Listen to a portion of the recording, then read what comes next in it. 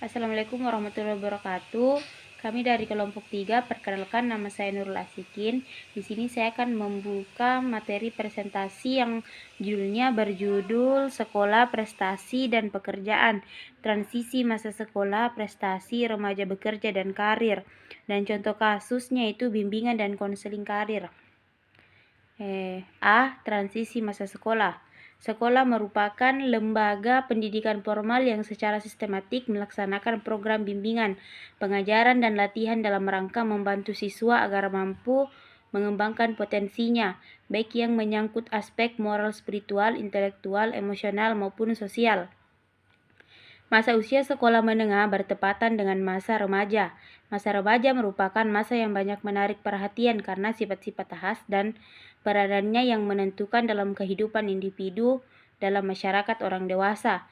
Masa ini dapat diperinci menjadi beberapa masa, yaitu masa pra-remaja atau remaja awal, masa remaja atau remaja madya, masa remaja akhir. Masa pra-remaja atau remaja awal. Masa pra-remaja biasanya berlangsung hanya dalam waktu relatif singkat.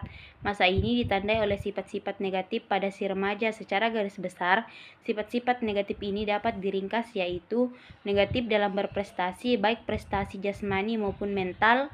B. Negatif dalam sikap sosial, baik dalam bentuk menarik diri dalam masyarakat maupun dalam bentuk agresif terhadap masyarakat. 2. Masa remaja, remaja madya. Pada masa ini mulai tumbuh dalam diri remaja dorongan untuk hidup, kebutuhan akan adanya teman yang dapat memahami dan menolongnya, teman yang dapat turut merasakan suka dan dukanya. Pada masa ini sebagai masa mencari sesuatu yang dapat dipandang bernilai, pantas dijunjung tinggi dan dipuja-puja, sehingga masa ini disebut masa merindu puja atau mendewa-dewakan, yaitu sebagai gejala remaja. Proses terbentuknya pendirian atau pandangan hidup atau cita-cita hidup ini dapat dipandang sebagai penemuan nilai-nilai kehidupan. Adapun proses penemuan nilai-nilai kehidupan ini antara lain karena tiadanya pedoman, objek pemujaan itu telah menjadi lebih jelas, yaitu pribadi yang dipandang mendukung nilai-nilai tertentu atau jadi personifikasi nilai-nilai. 3. Masa remaja akhir. Setelah remaja dapat menentukan pendirian hidupnya, pada dasarnya telah tercapailah masa remaja akhir dan telah terpenuhi tugas-tugas perkembangan masa remaja, yaitu menemukan pendirian hidup dan masuklah individu dalam masa keadaan dewasa. Baik, saya akan melanjutkan materi.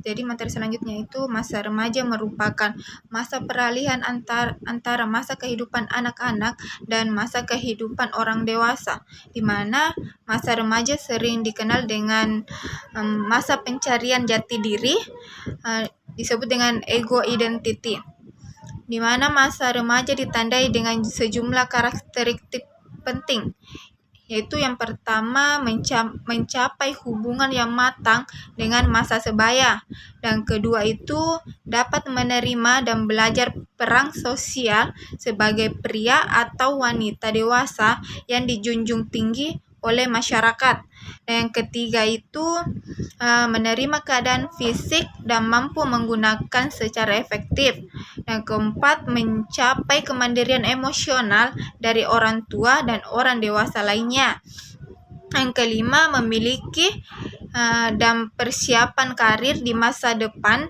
sesuai dengan minat dan kemampuan, dan keenam itu mengembangkan sikap positif terhadap pernikahan, kehidupan berkeluarga, dan memiliki anak. Dan yang ketujuh, mengembangkan keterampilan intelektual dan konsep-konsep yang diperlukan sebagai warga negara. Dan yang kedelapan itu mencapai tingkah laku yang bertanggung jawab secara sosial. Dan kesembilan, memperoleh perangkat nilai-nilai dan sistem etika sebagai pedoman dalam bertingkah laku. Dan terakhir itu yang ke-10, mengembangkan wawasan keagamaan dan meningkatkan religiusitas. Baik, selanjutnya itu berbagai karakteristik perkembangan remaja, di mana menuntut adanya pelayanan pendidikan yang mampu memenuhi kebutuhannya anak-anak, yang dimana hal ini dapat dilakukan oleh guru. Nah, yang pertama itu memberikan pengetahuan dan pemahaman tentang kesehatan reproduksi, bahaya penyimpangan seksual, dan penyalahgunaan narkotik.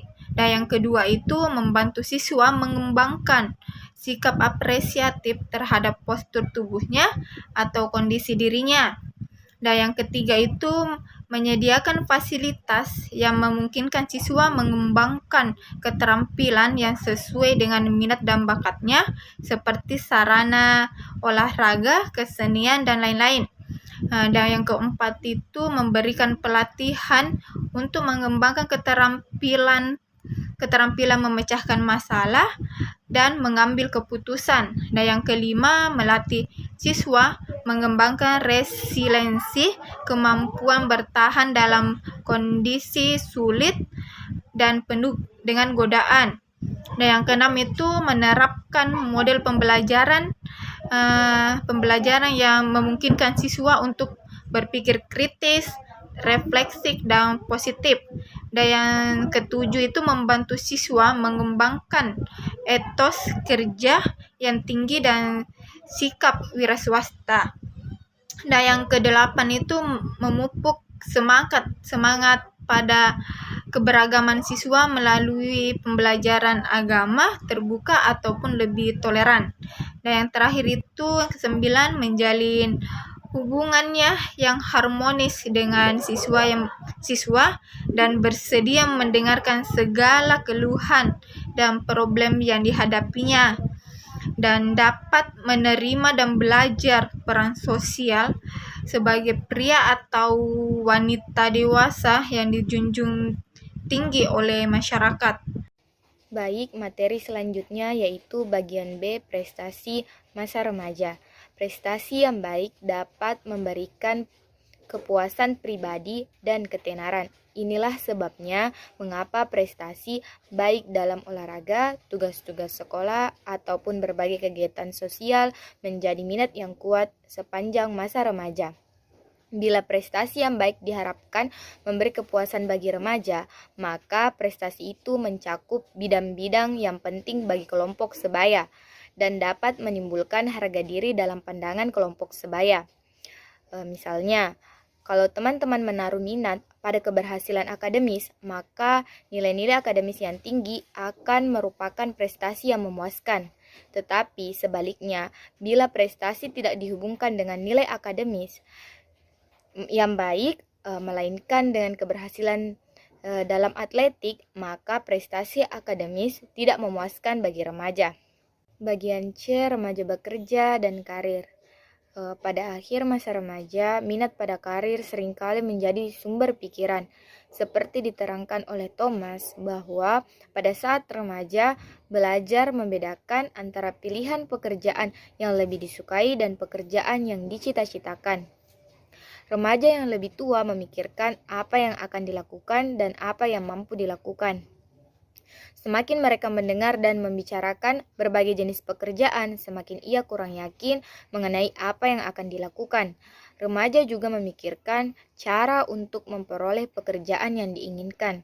Selanjutnya, remaja yang mulai tua menyadari betapa besar dan tingginya biaya hidup dan betapa kecilnya penghasilan seseorang yang baru selesai bersekolah. Oleh karena itu, remaja mendekati masalah karir yang lebih praktis dan lebih realistik dibandingkan dengan ketika ia masih muda. Karena sikap terhadap pekerjaan lambat laun menjadi realistik, sebagian besar remaja sering mengubah pandangannya tentang penjajakan dan mungkin bekerja sambil bersekolah. Pengalaman kerja akan memberikan informasi lebih banyak sehingga dapat dijadikan dasar dalam membuat keputusan akhir mengenai karir. Itulah tadi materi dari saya, selanjutnya akan dilanjutkan oleh teman kelompok saya. Baiklah, materi selanjutnya yaitu membahas tentang studi kasus. Contoh kasus yang diambil dari kelompok kami itu studi kasus bimbingan dan konseling karir bagi siswa prokrastinasi akademik. Penelitian ini melakukan pendekatan kualitatif dengan jenis studi kasus yang dilakukan sejak bulan Februari hingga Maret. Objek penelitian ini adalah siswa kelas 11 IPS di SMA Boswa Bina Insani Kota Bogor dengan teknik observasi dan wawancara sesuai pedoman penelitian serta dokumentasi. Permasalahan bisa kita lihat di slide selanjutnya, itu BS ini adalah anak kedua dari 2 bersaudara. BS tinggal bersama ibunya saja. Ayahnya bekerja dan menetap di Batam yang pulangnya 1 bulan sekali. Sedangkan kakak tertuanya perempuan kuliah dan menetap di Malang. Dalam perencanaan karir, BS ini memilih jurusan yaitu manajemen bisnis.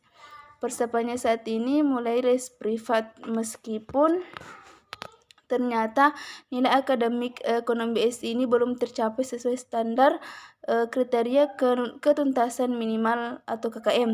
Bukan hanya mata pelajaran ekonomi, tetapi hampir semua mata pelajaran BS ini belum tercapai dengan rincian angka nilai hasil belajar. Bisa kita lihat di slide, yaitu 43 untuk nilai PAI, 60 untuk nilai pendidikan kewarganegaraan, 50 untuk nilai bahasa Indonesia, 69 untuk nilai bahasa Inggris, 75 untuk nilai matematika, 61 untuk nilai geografi, 70 untuk nilai ekonomi, 63 untuk nilai sosiologi, 40 untuk nilai sejarah, dan 74 untuk nilai bahasa Arab. Hal ini menandakan bahwa BS ini menyenangi kebiasaannya menunda tugas dan belum matang akan perencanaan karir. Dengan begitu disimpulkan bahwa BS ini memiliki indikator prokrastinasi tinggi, yaitu sampai 75%. Slide selanjutnya yaitu penyelenggara sistem bimbingan konseling di SMA Boswa Bina Insani ini menerapkan panduan operasional penyelenggara bimbingan dan konseling atau disingkat POPBK. Umumnya tujuan bimbingan karir di SMA ini agar siswa mampu menentukan pilihan jurusan di perguruan tinggi sesuai dengan minat dan bakat serta kemampuan secara mandiri. Program bimbingan karir yang Program bimbingan karir baik yang telah direncanakan dan sudah terlaksana di SMA ini meliputi pembuatan peta minat dan prosedur peminatan serta prosedur penetapan jurusan sejak awal kelas 10, termasuk pemetaan nilai, kontrol capaian nilai, evaluasi kesesuaian minat dan nilai, hingga kunjungan perguruan tinggi. Pada keberhasilan layanan bimbingan konselor karir di sekolah ini sangat baik, siswa masuk jurusan yang diminati. Slide selanjutnya itu kesimpulan. Berdasarkan hasil penelitian dapat disimpulkan sebagai berikut. Yang pertama itu bimbingan konseling karir ini cukup berhasil dan mengarahkan siswa pada peminatan karir sesuai potensi yang dimiliki. Akan tetapi perlu kita ingat bahwa berbeda guru bimbingan konseling, beda pula proses pendekatan dan penanganannya.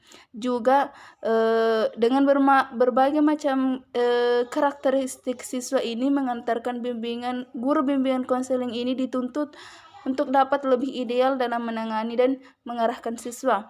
Kemudian yang kedua yaitu tidak ada layanan bimbingan konseling karir khusus pada siswa kasus prokrastinasi akademik.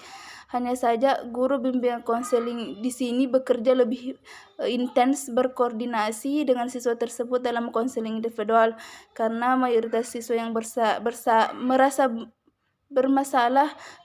dirinya tidak bermasalah, sehingga mereka pikir tidak perlu mendapat perhatian lebih dari guru bimbingan konseling. Kemudian yang ketiga yaitu wawasan karir siswa prokrastinasi akademik ini masih dinilai terbatas, hanya fokus pada kesenangan minat untuk memilih jurusan di studi lanjut tanpa menganalisa nilai akademik pada tiap mata pelajaran yang masih tertunda, serta belum memiliki kematangan emosional secara merata. Sekian.